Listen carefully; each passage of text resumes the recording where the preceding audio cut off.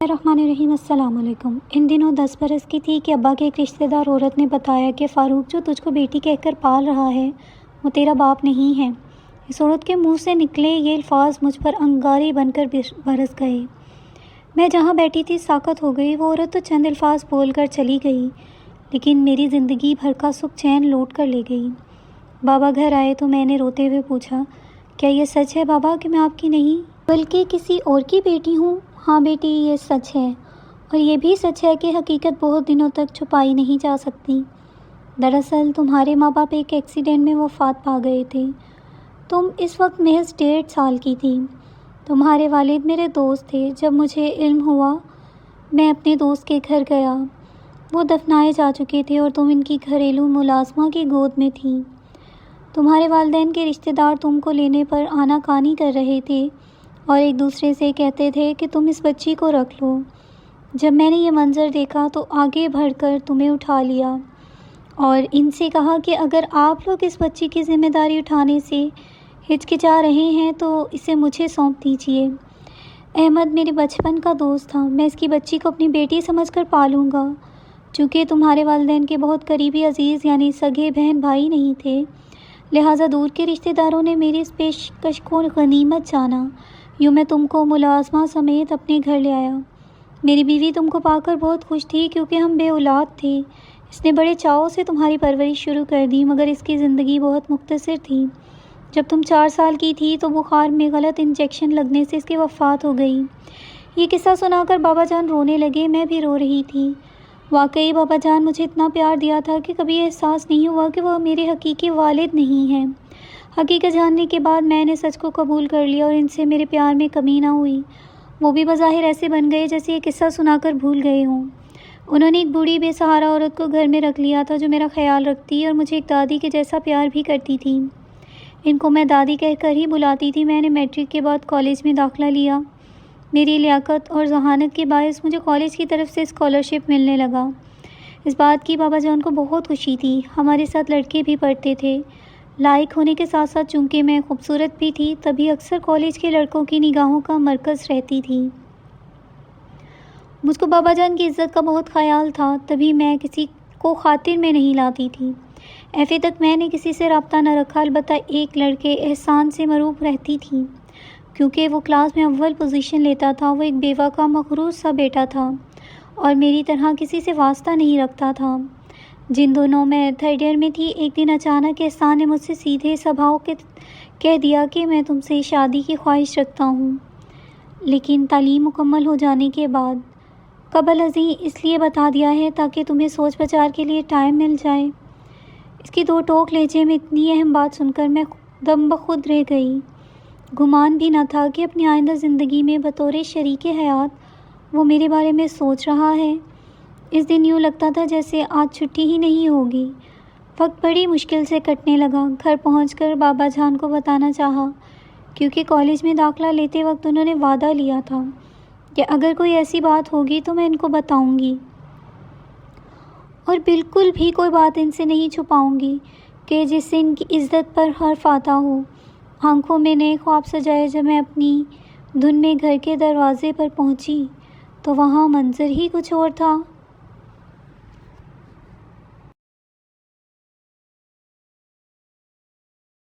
ہمارے مکان کے سامنے بہت سے لوگ جمع تھے۔ ان کو دیکھ کر میرے دل کی دھڑکن تیز ہو گئی اور میں بھاگ کر اندر گئی۔ گھر میں قدم رکھتے ہی میں پتھر کی ہو گئی۔ سامنے بابا کے تن مردہ پر سفید چادر پڑی تھی اور رشتہ دار عورتیں اور محلے والی خواتین جمع تھیں۔ کچھ آنسو بہا رہی تھیں اور کچھ رونی صورتیں بنائے افسردہ بیٹھی ہوئی تھیں۔ پتہ چلا کہ بابا جان کو دفتر میں دل کا دورہ پڑا اور وہ خالے کے حقیقی سے جا ملے۔ مجھے اس وقت سوچنے سمجھنے کی صلاحیت سے محروم ہو گئی تھی۔ سمجھ میں نہیں آ رہا تھا کہ اچانک کیا ہو گیا ہے۔ دل سے فریاد نکل رہی تھی کہ اے اللہ، ایک بار میں اس بھری دنیا میں تنہا رہ گئی ہوں۔ اس واقعے کے 40 روز بعد ایک دن در پر دستک ہوئی۔ سامنے احسان کھڑا تھا۔ آنکھوں پر یقین نہیں آ رہا تھا کہ وہ خود مجھ تک آ گیا ہے۔ میں نے اس کو کمرے میں بٹھایا اور چائے سے تواضع کی۔ اس نے پوچھا، کب تک کالج آؤ گی؟ اب کالج کیسے آ پاؤ گی؟ میرے تعلیمی اخراجات اٹھانے والا تو چلا گیا ہے۔ اس نے کہا اگر تم چاہو تو میں تمہارا سہارا بن جاؤں۔ کون کسی کا سہارا بن سکتا ہے احسان؟ اور کب تک؟ اور یہ دنیا کیا کہے گی؟ تم ٹھیک کہتی ہو کیونکہ اب تم دنیا میں اکیلی رہ گئی ہو، اور عزت والا حل یہی ہے کہ میں تم سے شادی کر لوں۔ یقین کرو میں تم کو دنیا کی ساری خوشیاں دوں گا اور کبھی بے وفائی نہیں کروں گا۔ یہ ایک بڑا اہم اور سنجیدہ فیصلہ تھا۔ اس وقت میری عمر 18-19 برس تھی۔ میں بھلا تنہا اتنا بڑا فیصلہ کیسے کر سکتی تھی؟ تبھی میں نے ایک لمحے کے لیے سوچا کہ یہ پہاڑ سی زندگی کیسے گزاروں گی۔ پہلے ہی اسے پسند کرتی تھی۔ احسان سے کہا کہ اپنی امی کو میرے پاس لے آؤ، اگر وہ بخوشی گلے سے لگا لیں گی تو میں ہاں کہہ دوں گی۔ اس کے بعد احسان کی والدہ تقریباً روز میرے پاس آنے لگی۔ میں محلے والوں کو بتا دیا یہ میری سگی خالہ ہیں۔ اب میں تنہا ہوں لہٰذا یہ روز آتی ہیں تاکہ لوگوں کو باتیں بنانے کا موقع نہ ملے۔ بابا جان کے انتقال کے 6 ماہ بعد میں نے احسان سے شادی کر لی۔ ان کا مکان بابا جان کے بھتیجے نے لے لیا اور بوڑھی اماں کو بھی جنہیں دادی کہا کرتی تھی اپنے ساتھ لے آئی۔ کیونکہ ان کا کوئی آسرا نہ تھا، اس بزرگ خاتون کو بابا جان لاوارثوں کو پناہ دینے والے ایک ادارے سے لائے تھے۔ احسان نے شادی کے 4 سال بعد تک مجھے خوش رکھا اور کوئی تکلیف نہ دی، لیکن جب ان کی ماں کا انتقال ہو گیا تو ان کا رویہ بدلنے لگا۔ بدقسمتی یہ کہ میری کوئی اولاد بھی نہ ہوئی تھی۔ جس کی محبت میں کھو کر میں شوہر کی بے اعتنائی کو محسوس نہ کرتی، تاہم ان کی جب مجھ سے یہ بڑھتی بے اعتنائی اولاد نہ ہونے کی وجہ سے نہیں تھی۔ اس کی وجہ کچھ اور تھی جو میں نہیں جانتی تھی۔ یہی سمجھتی تھی شاید ان کا دل مجھ سے بھر گیا ہے، کیونکہ اب تو ذرا سی بات پر احسان مجھے کہتے تھے کہ نور میں نے تم سے شادی کرنے میں جلد بازی کی، غلطی کر لی ہے، خدا کے لیے اب میرا پیچھا چھوڑ دو۔ ان کے ایسے الفاظ میرے دل پر تیر کی طرح لگتے تھے۔ ایک دن کہنے لگے اب جب بھی تمہاری صورت دیکھتا ہوں میرا دل کرتا ہے تم کو قتل کر دوں۔ میں پوچھتی کہ میرا کیا قصور ہے؟ کہتے تھے قصور تو کچھ نہیں ہے، میری خود سمجھ میں نہیں آتا کہ تم کو دیکھ کر مجھے غصہ کیوں آتا ہے۔ ایک تو یہ بھی پتہ نہیں تم کون ہو، کس کی اولاد ہو، اور تمہارے بابا نے تم کو کس سے لے کر پالا تھا۔ میں نے ان کو سمجھانے کی بہت کوشش کی لیکن وہ دن بدن اور سنگ دل ہوتے گئے۔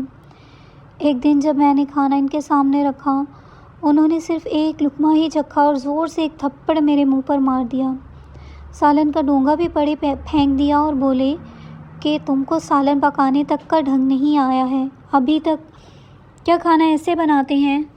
نمک کیوں اتنا زیادہ ڈال دیا ہے؟ میں اچانک حملے سے گھبرا گئی۔ تھپڑ منہ پر پڑنے سے آنکھوں کے آگے تارے سے ناچنے لگے اور پھر میں اس صدمے سے سنبھلنے بھی نہ پائی تھی کہ میرے کانوں سے ان کے یہ الفاظ ٹکرائے، میں تم کو ہمیشہ کے لیے چھوڑتا ہوں۔ جی چاہا خودکشی کر لوں مگر مردہ ہو کر زمین پر بیٹھ گئی، رونا تک بھول گئی۔ وہ تو یہ کہہ کر گھر سے نکل گئے لیکن میں سوچتی رہ گئی اب کہاں جاؤں گی۔ میرے ساتھ بابا جان کے گھر سے جو دادی اماں آئی تھیں وہ یہ سب سن رہی تھیں۔ انہوں نے کہا بیٹی رو مت، میں تمہارے بابا فاروق کے بھتیجے ارمغان کو سارا احوال جا کر بتاتی ہوں اور اس سے پوچھتی ہوں کہ اب تم نے کہاں جانا ہے۔ ہم دونوں فاروق مرحوم کے گھر آ گئے۔ ارمغان گھر پر ہی تھا۔ مجھ کو اس قدر پریشان دیکھا تو کہا آپا خیریت تو ہے؟ آج اتنے دن بعد کیسے آئے ہو؟ میں نے تمام حال اس کو بتا دیا۔ کہنے لگا تم فکر مت کرو، یہ تمہارا ہی گھر ہے، تم آرام سے دادی اماں کے ساتھ یہاں رہو، میں خود تمہارے خاوند سے بات کرتا ہوں، آخر وہ کیا چاہتا ہے۔ ارمغان نے احسان کے آفس جا کر بات کی تو اس نے صاف کہہ دیا کہ میں نور کو طلاق دے چکا ہوں۔ اس کے باوجود اگر وہ مالی پریشانی سے گھبرا رہی ہے تو میں ہر ماہ اس کا خرچہ پہنچاتا رہوں گا، لیکن اب واپس اس کو گھر میں نہیں لا سکتا۔ یہ سن کر میری آنکھوں سے آنسوؤں کی برسات برس پڑی۔ خدا نے ارمان کے دل میں رحم ڈال دیا۔ اس نے مجھے تسلی دی، کہنے لگا کہ تم میرے چچا کی بیٹی ہو، ان کی عزت ہو تو ہمارے خاندان کی بھی عزت ہو، اس ناطے میں اس رشتے کو نبھاؤں گا، تم فکر مت کرو۔ جس وقت ارمان نے یہ بات کہی میرے سر سے جیسے منو بوجھ اتر گیا۔ سوچا کہ اس برے وقت میں کوئی تو ایسا ہے جس کو رشتہ داری کا پاس ہے۔ اگر آج ارمغان مجھ کو تسلی کے یہ دول بول نہ کہتا تو جانے میں کیا کرتی۔ اپنے بابا جان کے گھر آ کر میں دوبارہ خود کو محفوظ تصور کرنے لگی۔ اب مجھے یہ فکر ستا رہی تھی کہ گزر بسر کیسے ہوگی۔ اگرچہ ارمغان برسر روزگار تھا اور کہتا تھا کہ آیا تم فکر مت کرو، میں جو کما کر لاؤں گا آپ کے ہاتھ پر رکھوں گا، لیکن میں اس چیز کو اپنی غیرت کے خلاف سمجھتی تھی کہ اس کی کمائی پر گزر بسر ہو۔ اسی کشمکش میں 2-3 ماہ گزر گئے۔ میں نے احسان کی مالی مدد کو بھی ٹھکرا دیا تھا۔ بھلا جس شخص نے مجھ سے آنکھیں بدل لیں اور بیچ منجھدار میں بلا قصور منافی سمجھی تھی، تنہا چھوڑ گیا، میں کیوں اس کے چند ٹکے وصول کرتی؟ اس سے تو بھوکے مر جانا اچھا تھا۔ میں بے شک بے آسرا تھی، میرا کوئی نہیں تھا، مگر خدا تو تھا۔ ابھی میری غیرت مری نہیں تھی اور نہ ہی خدا پر یقین گرا تھا۔ مجھے جلد ہی پتہ چل گیا کہ احسان نے دوسری شادی کر لی ہے۔ دراصل وہ جس آفس میں کام کرتا تھا، وہ لڑکی وہاں ایک روز کسی کام سے آئی تھی، تبھی ان کی جان پہچان ہوئی تھی۔ یہ دونوں ملنے لگے اور احسان اس کے ٹھکانے پر جانے لگا۔ اس کا نام وحیدہ تھا۔ وہ دلکش تھی، سو اس کی دلکشی میں گم ہو کر احسان نے باقی ہر شے کو بھلا دیا تھا اور ہوش و حواس سے بیگانہ ہو گئے تھے۔ ہوش آیا، آنکھیں کھلی، انہوں نے وحیدہ کو بے وفا پایا۔ جن عورتوں کا ایمان دولت و وفا کو ایک بے وقوفی سمجھتی ہیں، وحیدہ بھی انہی عورتوں میں سے تھی۔ جب احسان سے بہتر اور زیادہ مالدار شخص نے اس کا ہاتھ تھاما اور یورپ کی سیر کا بیڑا بھی اٹھا لیا، اس نے وہی کیا جو احسان نے میرے ساتھ کیا تھا۔ فرق یہ تھا احسان نے بے قصور مجھے چھوڑا تھا، کیونکہ وحیدہ کی یہی شرط تھی کہ جب تک پہلی بیوی کو چھوڑو گے نہیں، میں تمہاری بیوی نہیں بنوں گی، اور وہ ہر حال میں اس حسینہ کو اپنانا چاہتے تھے، لہٰذا اس کی خاطر مجھ کو طلاق دے دی۔ تو انسان کو اس کے کیے کی سزا تو ضرور ملتی ہے۔ جو دکھ احسان نے مجھے دیا، وہی وحیدہ کے ہاتھوں انہیں ملا۔ اس نے طلاق لے لی اور احسان گھر پھر سے ویران ہو گیا۔ جب عقل گم ہو جائے تو انسان چمکتی ہوئی چیزوں کی طرف ایک بچے کی طرح لپکتا ہے اور سب آنکھوں کی روشنی واپس آتی ہے، پھر پچھتاوے کے سوا کیا باقی رہ جاتا ہے؟ اب احسان بھی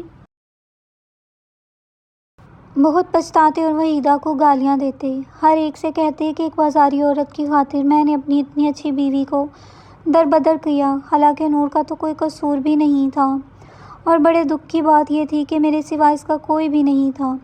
اس احساس ندامت نے ان کو بے چین رکھا، دن رات پچھتاوے کی آگ میں سلگنے لگے، یہاں تک کہ چین اور سکون حرام ہو گیا کہ پاگل سے لگنے لگے۔ مجھ کو محلے کی ایک عورت آ کر ان کا حال بتایا کرتی تھی، میں ساری باتیں سنتی تھی اور چپ ہو جاتی۔ کیا جواب دے سکتی تھی؟ ان دونوں تو میں ملازمت کی تلاش میں بھٹک رہی تھی، چاہتی تھی کہ جلد از جلد خود اپنی کفالت کرنے کے لائق ہو جاؤں۔ میں ارمغان کے دستے نگر بھی نہیں رہنا چاہتی تھی۔ ایک دن میرے پاس احسان کی پڑوسن آئی اور یہ پیغام دیا کہ احسان نے کہا ہے کہ اگر آج 4 بجے نور مجھ سے ملنے نہ آئی تو میں خودکشی کر لوں گا۔ جی چاہا کہ یہی جواب دوں کہ کر لو خودکشی، میں کیوں اب تم سے ملنے آؤں، میرا تم سے کیا واسطہ ہے؟ مگر خدا جانے دل کو کون سے گوشے میں ابھی تک ان کی محبت چھپی ہوئی تھی کہ نہ چاہتے ہوئے بھی میں ان کو بتائی ہوئی جگہ پر چلی گئی۔ جب ان کی حالت دیکھی تو دل نے کہا ان سے لپٹ کر اتنا رہوں کہ سارا دکھ آنسوؤں میں بہہ جائے۔ ان کی آنکھوں میں جاگنے سے ہلکے پڑے ہوئے تھے، کھانے پینے سے غفلت کرنے کی وجہ سے بیمار نظر آتے تھے۔ ان کی حالت دیکھ کر میرا دل تڑپ گیا۔ انہوں نے میرے پیروں پر ہاتھ رکھ دیے، رو رو کر معافی مانگی اور کہا، نور تم ایک بار پھر سے میری ہو جاؤ ورنہ میں مر جاؤں گا۔ تم سے بچھڑ کر ایک بار میں نے سکھ کا سانس نہیں لیا۔ انہوں نے دکھی ہو کر مجھ سے ایسی باتیں کی کہ میں نے سوچا کہ میں نکی ہو کر رہوں گی ورنہ ان کو کوئی کچھ ہو نہ جائے۔ میں وعدہ کر کے چلی آئی اور آتے ہی دادی اماں سے کہا، مجھے دوبارہ اپنے اسی گھر جانا ہے، وہی میرا اصلی گھر ہے۔ میں کب تک بھائی کے پاس رہ سکتی ہوں؟ ارمغان میرا سگا بھائی تو نہیں ہے، دنیا بھی مجھے اس کے پاس رہنے نہیں دے گی۔ ارمغان کو دادی اماں نے بتایا تو بولا، آپا ایک بار تم اس شخص کو آزما چکی ہو، دوبارہ کیوں آزمانا چاہتی ہو؟ اور طلاق کے بعد جب تک دوبارہ کسی سے شادی ہو کر پھر وہاں سے طلاق نہ ہو تو پہلے شوہر سے نکاح نہیں ہو سکتا۔ بہتر ہے میری بہن کے اس بے وفا کو بھول جائیں اور اپنی زندگی کسی اور اچھے انسان کے ساتھ نئے سرے سے بسر کرنے کی تدبیر کریں۔ میں بھی احسان کی محبت سے مجبور تھی۔ ارمغان نے مجھے اداس دیکھا تو نہ چاہتے ہوئے میرے دکھوں کا مداوع کیا۔ انہوں نے اپنے ایک قابل بھروسہ دوست کے سامنے میرا مسئلہ رکھا تو اس نے مدد پر آمادگی ظاہر کر دی۔ تبھی اس نے میرا اس کے ساتھ نکاح کرا دیا اور 2 ماہ بعد میں نے اس شریف آدمی سے طلاق مانگ لی، کیونکہ میرے دل کو سکون میسر نہیں تھا۔ انہوں نے بھی جانا کہ کوئی انسان کسی کے ساتھ موضوع زندگی نہیں گزار سکتا۔ انہوں نے مجھے طلاق دے دی۔ عدت کی مدت پوری ہو جانے کے بعد ارمغان نے احسان کو بلوا کر میرا اس کے ساتھ دوبارہ نکاح کروا دیا، اس شرط پر کہ آئندہ وہ مجھے کبھی کوئی تکلیف نہ دیں گے۔ نکاح سے پہلے ارمغان نے احسان کے سامنے یہ شرط بھی رکھ دی وہ اپنی کوٹھی میرے نام کریں گے۔ اس شرط کو بھی احسان نے بلا چوں چرا مان لیا۔ یوں میں ارمغان کی دعاؤں کے ساتھ دوبارہ اس گھر میں جا بسی جو پہلے بھی میرا گھر تھا۔ احسان سے بے وفائی کی چوٹ کھانے کے باوجود میں اس چوٹ کے درد کو بھول گئی اور ایسا محسوس ہوا میرا کھویا ہوا سکون دوبارہ مل گیا ہے۔ اب احسان کو سچ مچ میری قدر آئی اور وہ اب بہت پیار سے میرے ساتھ رہنے لگے۔ ان کی صحت بھی رفتہ رفتہ اچھی ہوتی گئی اور خوش نظر آنے لگے۔ دوبارہ سے آفس بھی جوائن کر لیا۔ غم کے دن لمبے اور خوشیوں کے مختصر ہوتے ہیں، لیکن ہم نے دوبارہ ایک ہو جانے کے بعد 3 سال اکٹھے خوش و خرم گزارے۔ تاہم خوشیوں بھی کبھی نہ کبھی انت ہوتا ہی ہے۔ تو ایک روز احسان مجھے روتا ہوا چھوڑ کر دنیا سے چلے گئے اور میں آج بھی اس میں جی رہی ہوں کہ بعد مرنے کے ایک بار پھر ان سے ملوں گی۔